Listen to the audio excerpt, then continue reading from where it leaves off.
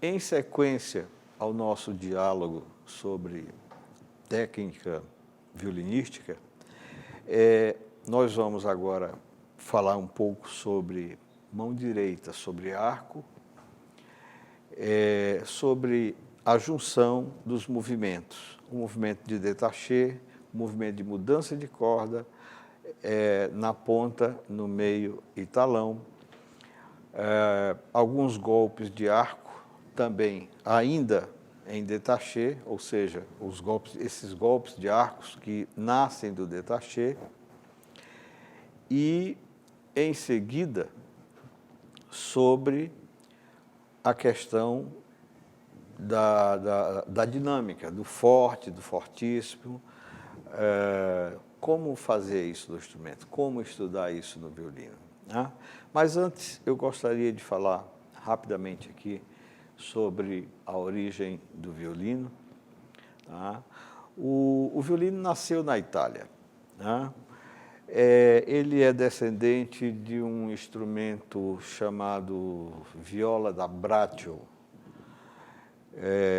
Esse instrumento vem do leste europeu, é oriundo do leste europeu, mais precisamente ainda do Império Bizantino, e foi à Itália. Posteriormente a isso, nasce em 1540, alguns livros citam 1542, mas é mais citado 1540, o nascimento de Gasparo Bertolucci, ou Gasparo da Salò.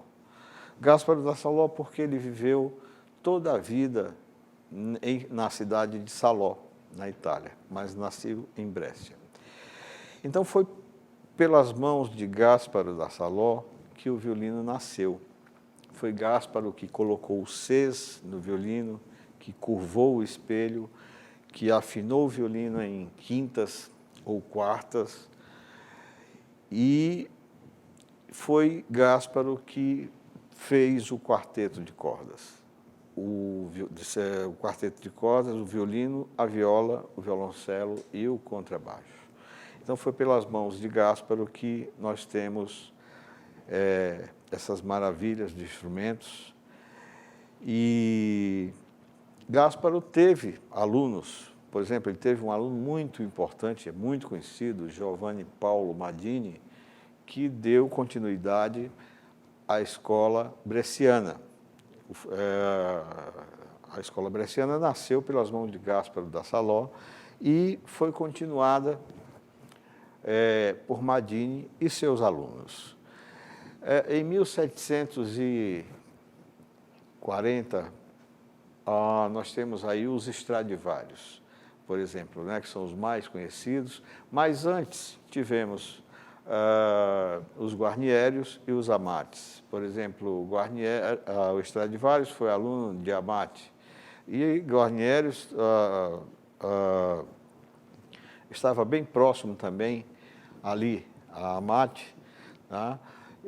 Stradivarius foi quem mais teve expansão. Esses são os três luthiers da escola cremonense que existe ainda hoje e são os instrumentos mais conhecidos, né? Eu acredito que todo músico, todo violinista gostaria de ter um instrumento desses, né? A gente sabe que a maioria das vezes é impossível, mas nós temos esse sentimento. Quem não gostaria de tocar em uma raridade, em um instrumento tão belo quanto esses instrumentos feitos por esses autores?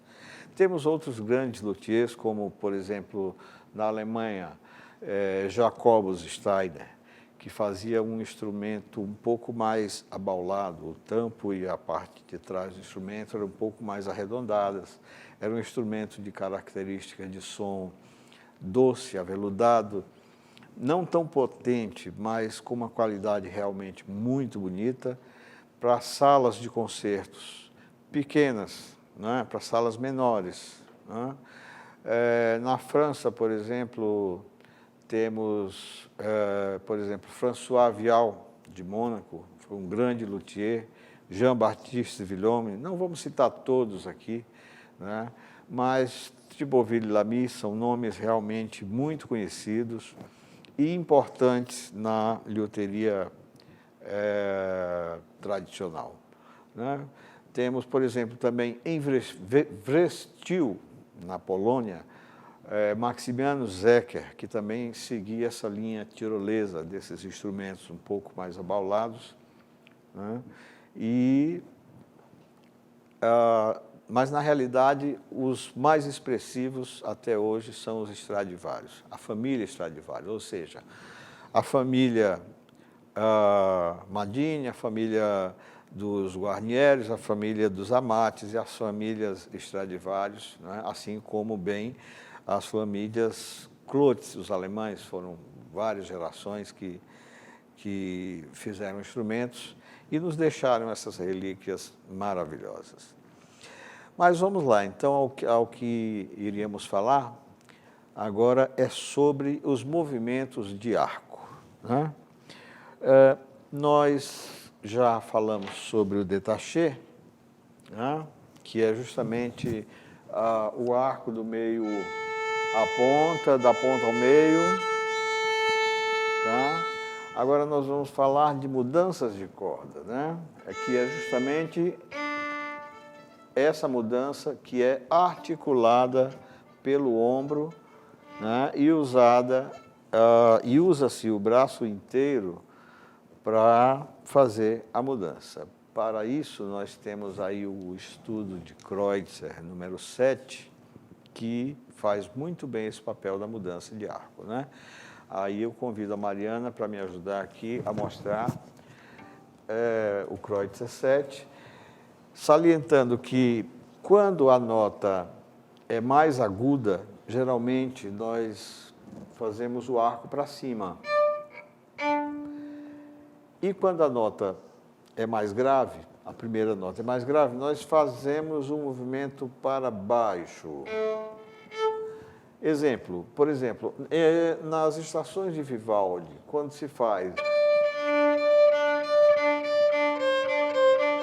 nota-se que a nota mais aguda está para cima. Se permanecesse sem a ligadura para corrigir, ficaria realmente contramão. E é justamente isso que define a questão do arco, contramão ou não. É bem importante a gente observar esses aspectos, porque eles aparecem sempre aí nas sinfonias, nas músicas de orquestra de câmara, quartetos, e nós temos que ter essa consciência também. Tá? Então vamos fazer aqui um pouquinho do Kreutzer número 7, bem devagar, né? É um pequeno staccato na ponta e, primeiramente, iniciando para cima. Tá?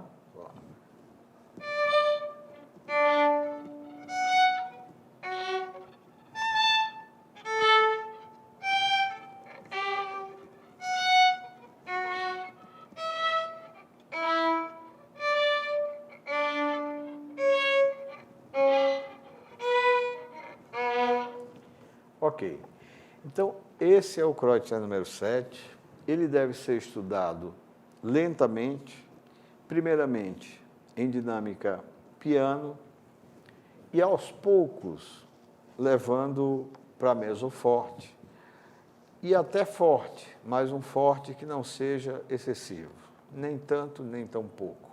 O bom senso é sempre primordial na hora de estudar, né? E a questão dos andamentos também. Eles começam devagar e aos pouquinhos nós vamos aumentando os andamentos, mas eles têm limites. Vai chegar uma hora que não dá para fazer muito rápido esse movimento. Tá? Então, agora, juntando a questão do détaché com a mudança de corda, nós vamos fazer um outro estudo de Kreutzer, que é o Kreutzer número 10. Kreutzer número 10. E aí ele já abrange todo o arco, né, detachei em todo o arco, e as mudanças de corda no talão e na ponta. Então, a primeira nota, ainda em estudo lento, ela é uma nota longa, com arco inteiro, e a mudança toda é tocada na ponta, depois se faz isso no talão. Ah, vamos então ao Kreutzer 10.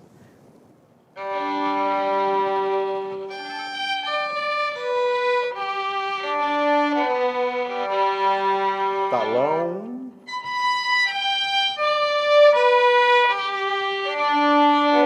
Até a ponta.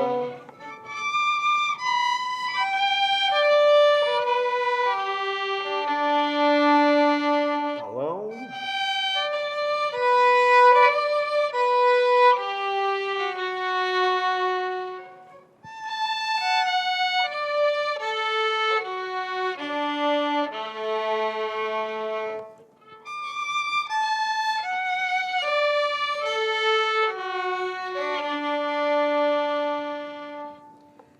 E assim sucessivamente. Tá?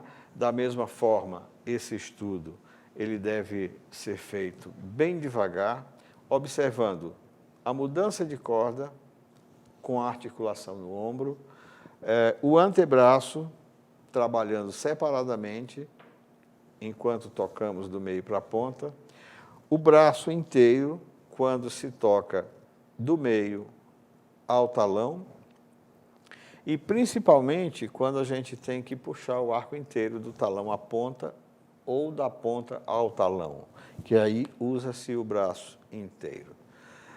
É bom sempre usar um metrônomo, mas o andamento também não deve ser muito acirrado no início. Sempre com calma até que se possa aprender a tocar bem esse estudo, e aos poucos aumenta-se a velocidade, depois que a afinação já estiver perfeita, depois que o golpe de arco estiver perfeito, e a gente já tem o estudo praticamente todo decorado, aí é que você pode aumentar um andamento cômodo para tocar, e depois você pode tocar no andamento que quiser, até um pouco mais rápido, mas tudo tem um limite.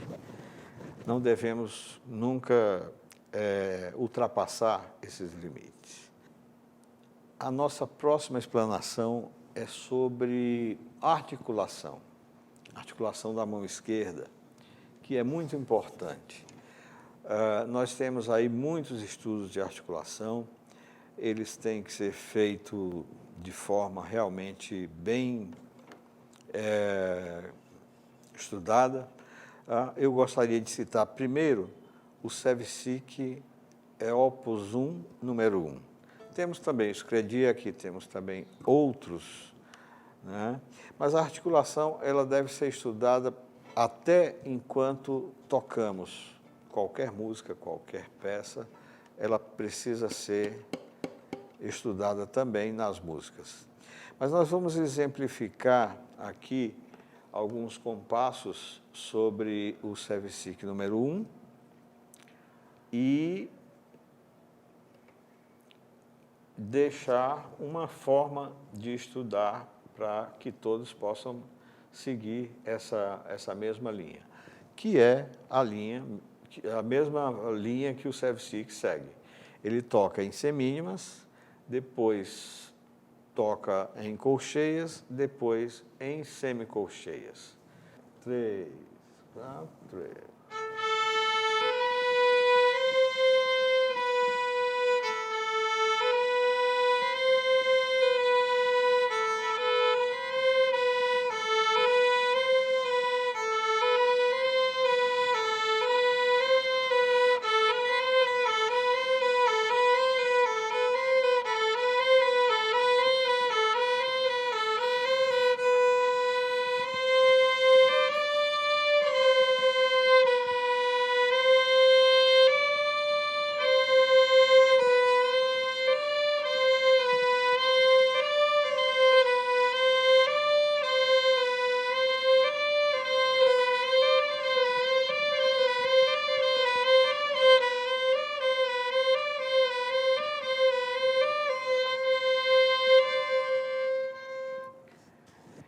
desta forma, nós estudamos o SEVSIC Opus 1, número 1. O aconselhável para estudar esse método é do primeiro estudo até o 10º, e do 23 até o final do livro. Até porque os estudos intermediários a isso, eles existem nas escalas de Flesch, eles existem no Scredia, que existem em vários outros lugares. Então, nós usamos até o 10º do SEVSIC Opus número 1 e do 23 em diante. O 23 é um estudo que já tem cordas duplas e é o mesmo estudo de articulação, mas tem intervalos de segunda menor, intervalo de segunda, intervalo de terça, de quartas. Então, assim, para afinação, ele é realmente muito benéfico. Um pouco mais difícil de ser estudado, mas é um estudo realmente que nos traz um grande benefício para a afinação e a articulação ao mesmo tempo. Sobre o estudo do SEVSIC, a mão deve permanecer bem relaxada, tá? Os dedos devem permanecer sobre a corda que nós estamos tocando, sobre a altura dos dedos na corda, em torno de 1 centímetro ou menos até, né? O tipo de articulação que devemos usar é justamente essa articulação batida. Enquanto tocamos ainda em uma dinâmica piano ou mesoforte, nós precisamos escutar essa batidinha do dedo, né? Justamente para que a gente perceba que as notas estão sendo bem articuladas, né? Teoricamente, o polegar, ele deve permanecer entre primeiro dedo e segundo dedo, né? Só que nós já falamos anteriormente que isso não é uma regra absoluta para todos os músicos, né? Quem tem uma mão realmente maior pode e consegue e deve tocar com o polegar entre o primeiro e o segundo dedo até quarta posição. Quem tem mão menor pode recuar um pouco mais o polegar, né? Um pouco mais aqui atrás, e aí consegue-se uma distensão maior com o quarto dedo. O nosso próximo assunto sobre forma de mão, que é iniciada pelo estudo de SEVSIC, né? Justamente para colocar a mão em seu devido lugar, é o estudo de Kreutzer em oitavas. Esse é muito importante para a afinação do primeiro e quarto dedo e justamente para manter a mão na forma. Ou seja, ele é feito em mudanças de posições em oitavas, né? Em posições aqui ainda graves, indo também para o agudo, tá? Então, nós sempre mudamos com o primeiro dedo preso, né? Sol, sol, lá, lá, enquanto se muda de posição, o si continua preso, tá? O primeiro e quarto dedo, eles continuam sempre no espelho, sempre na corda, em todos os aspectos, né? Então, essa é a mudança de posição com oitavas quebradas. Importantíssimo para a afinação do quarto dedo e a forma da mão. Então, vamos ao estudo de Kreutzer em oitavas quebradas, né? Bem devagar.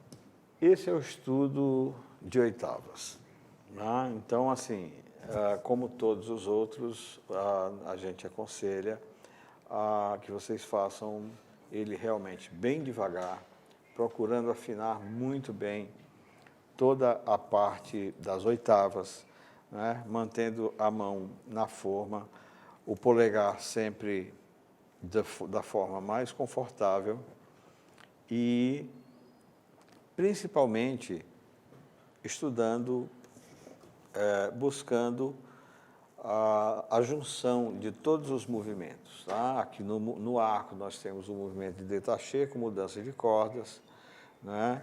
Na mão esquerda nós temos o movimento de mudança de posição com glissando, indo para cada nota.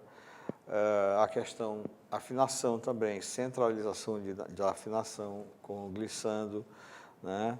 Por enquanto não é bom fazer com vibrato, mas depois você pode fazer o estudo com vibrato, justamente para complementar o que foi dito sobre a correção da afinação, né? Que a gente corrige a afinação com a mudança de corda, aliás, com o glissando e em seguida o vibrato. Ele também pode ser estudado dessa forma,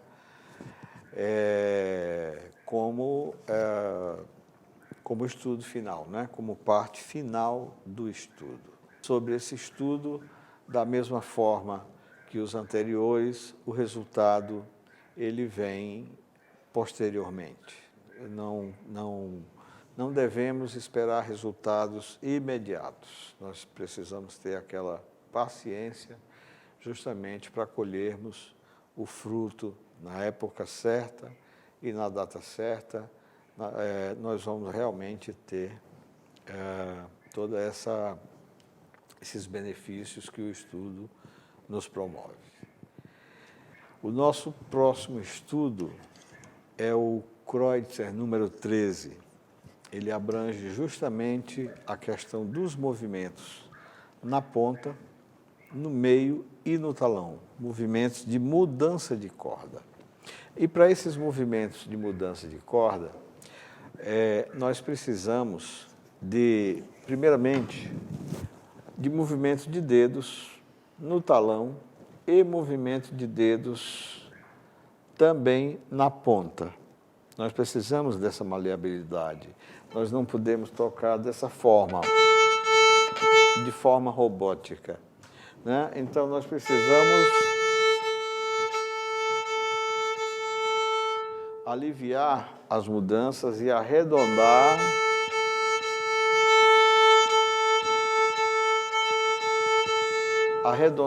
os movimentos.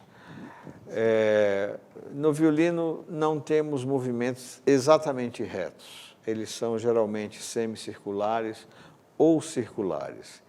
E esse estudo é justamente para que nós possamos fazer movimentos circulares de arco na ponta, no meio e no talão. Então vamos ao Kreutzer 13.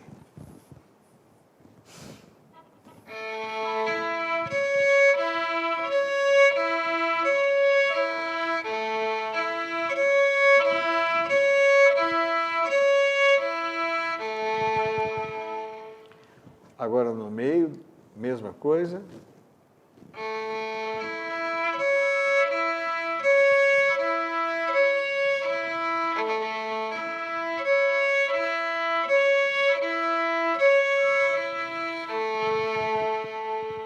Talão.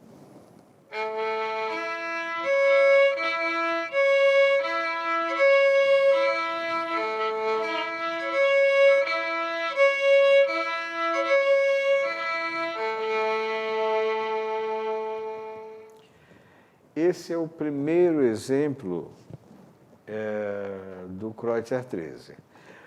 Vamos agora ao segundo exemplo, de duas em duas ligadas.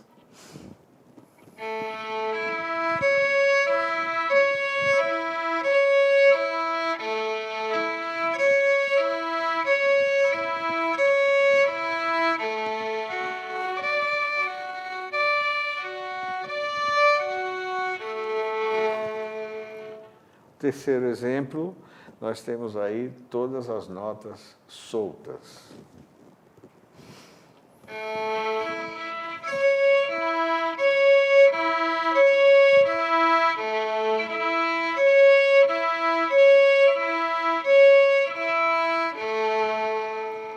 Ok? O segundo exemplo no talão, com duas notas ligadas.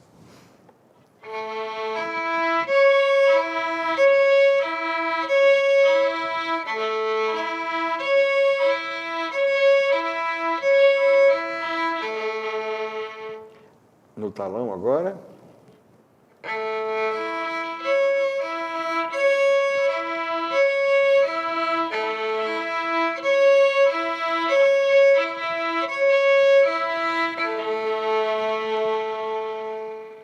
O terceiro exemplo, agora no meio, com todas as notas desligadas.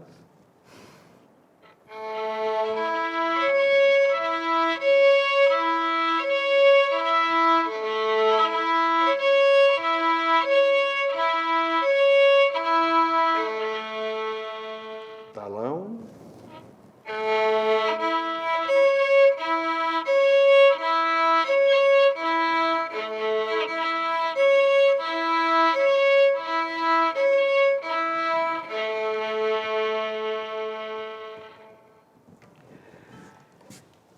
E esta é a forma de estudar o Kreutzer número 13. Nós temos aí 3 opções feitas no talão, no meio e na ponta.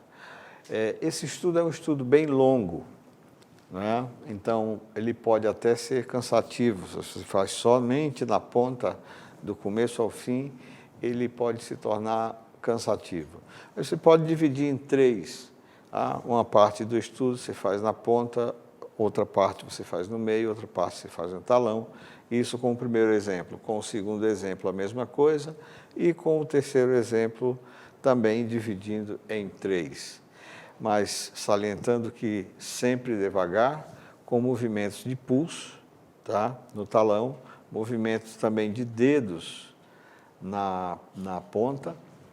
E principalmente o cotovelo ele deve antecipar, justamente para não ficar uma coisa reta, né? Não temos esses movimentos retos. Quando precisamos mudar de corda, nós precisamos o conjunto. Primeiro o cotovelo desce, depois o pulso e depois os dedos. E assim o arco fica maleável, o som fica mais bonito e nós temos aí um relaxamento melhor no braço inteiro. Esta é a nossa dica para o Kreutzer número 13. Continuando sobre arco e mudança de arco, e esse movimento de mão direita, tanto na ponta como no talão, esse movimento de flexibilidade dos dedos, né? Nós vamos usar o Kreutzer número 3 para estudar, para fazer e praticar. Porém, ele será feito em tercinas, para que possamos ter bastante maleabilidade. O Kreutzer 3 é um estudo bem interessante, porque ele não tem nenhum sustenido e nenhum bemol. São todas notas naturais e o intuito disso é justamente fazer com que a afinação venha a moldar-se de forma mais perfeita possível, né? Então, nós devemos aproveitar esse estudo justamente para procurar essa afinação de forma exemplar. Vamos fazer um pouquinho primeiro no talão, depois no meio e ponta, né? Então, de 3 em 3 notas, né? Vamos lá. 2, e...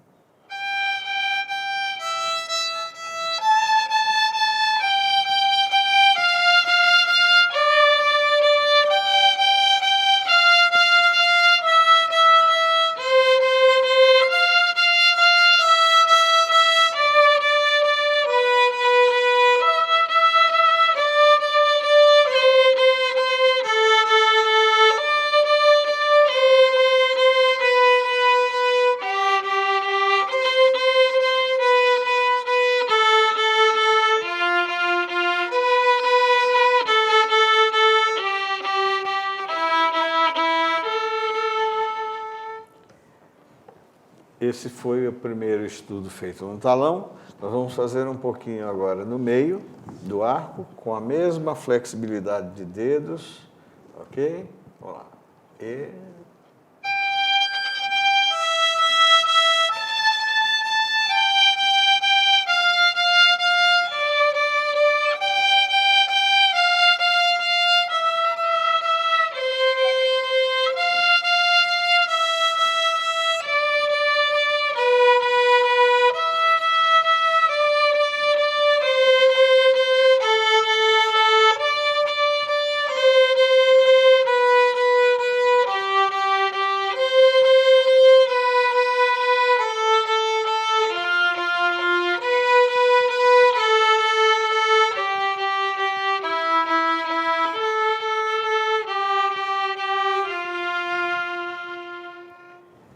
Agora, o mesmo movimento feito na ponta, com a mesma flexibilidade de dedos. E...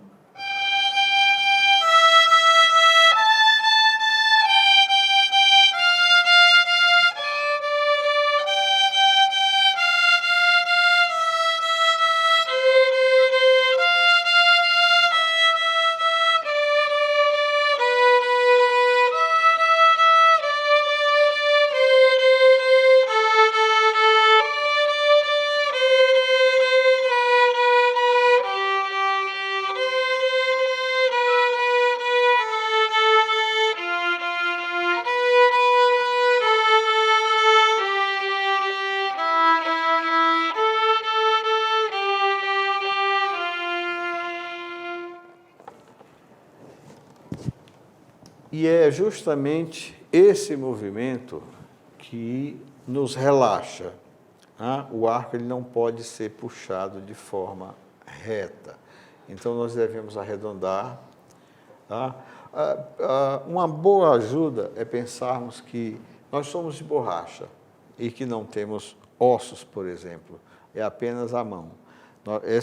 O braço e a mão eles precisam ficar completamente relaxados, justamente para correr bem do talão até a ponta. E, principalmente, nós não devemos fazer força sobre o violino. Nós devemos tocar com o arco livre, com um détaché liso, como se fosse um som de chocolate, por exemplo, um som pastoso, um som bem equilibrado. E esses movimentos todos sincronizados é que geram esse tipo de som.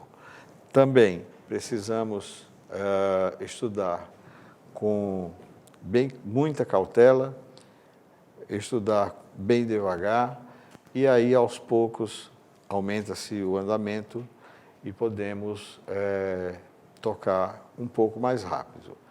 Mas nunca ultrapassar os limites de velocidade de estudo.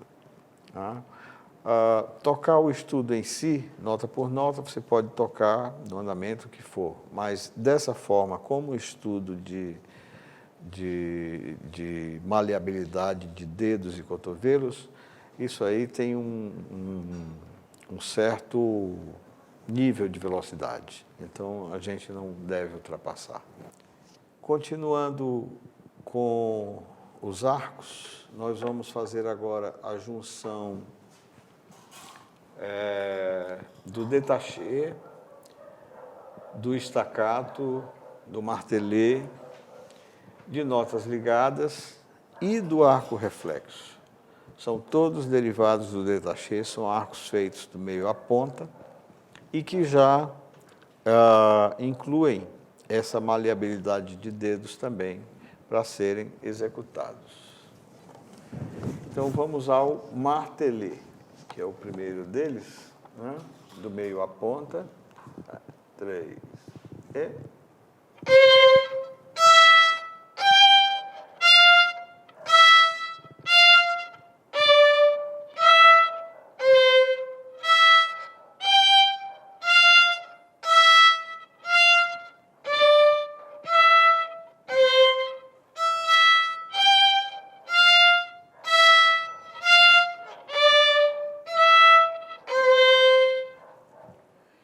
Esse é o martelê, ou staccato, é bem parecido também com ele, mas martelê.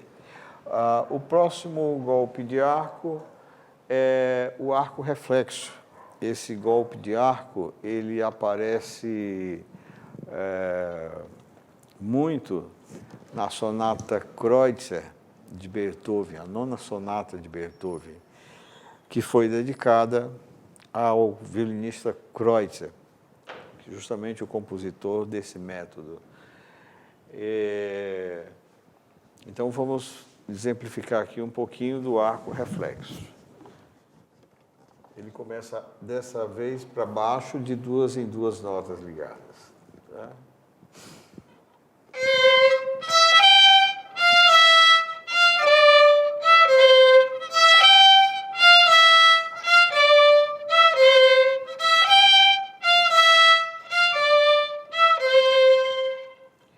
Agora nós vamos começar ele para cima de duas em duas ligadas.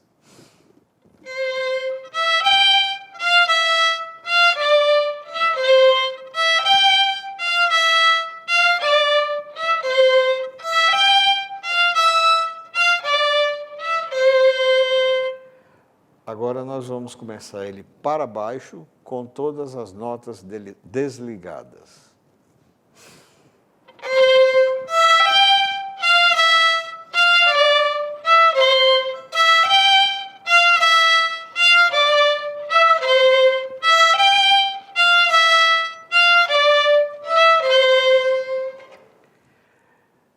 A próxima nós vamos iniciar para cima com todas as notas desligadas.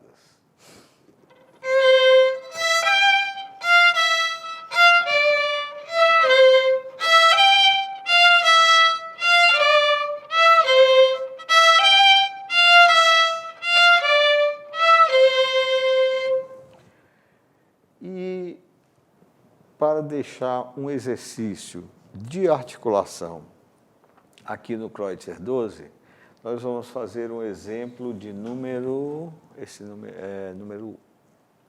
9. Número 9, ele liga de 8 em 8 notas, né? Então, primeiramente, nós vamos fazer bem devagar, né? Ó.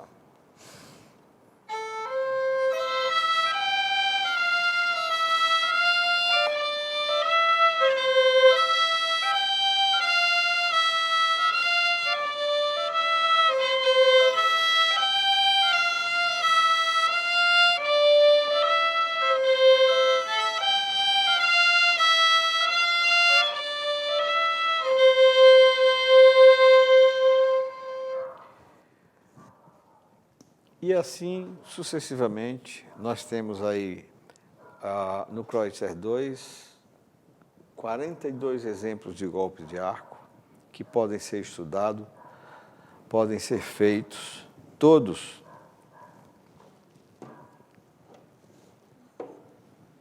com muito critério, com muita perseverança e com o estudo correto de cada violinista, né? É bom sempre lembrar que sempre começar devagar, sempre aumentar o andamento aos poucos e lembrar que a consulta ao seu professor é uma das fontes primordiais de conhecimento e de dedicação que você possa ter ao seu instrumento e à sua maneira de tocar. Encerrar por hoje as nossas dicas técnicas e em breve nós daremos continuidade. Quero agradecer a todos que nos assistem, desejando a todos um bom estudo e até a nossa próxima oportunidade. Muito obrigado.